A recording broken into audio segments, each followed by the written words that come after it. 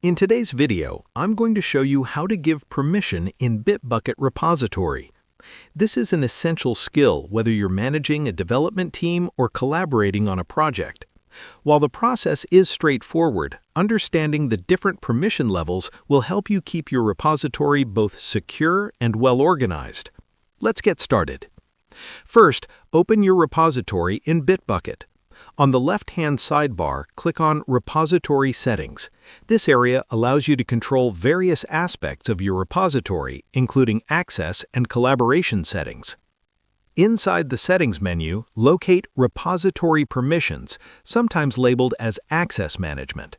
This section determines who can view, modify, or manage your repository. From here, you can add users or groups to your repository.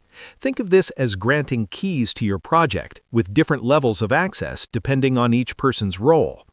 Bitbucket offers three main permission levels. Read allows users to view and clone the repository without making changes.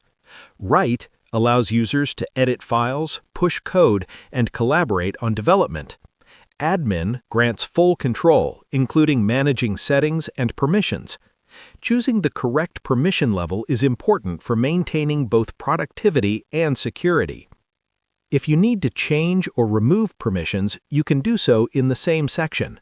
It's a good practice to review permissions regularly, especially as team members change or project requirements evolve. For larger teams, Bitbucket also allows you to edit permissions in bulk. Simply select the checkboxes next to multiple users or groups, click Edit Permissions, and apply changes all at once.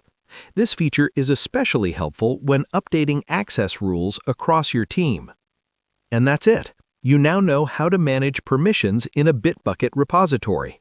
By following these steps, you'll ensure your repository remains collaborative, secure, and well managed. Thanks for watching, and happy coding!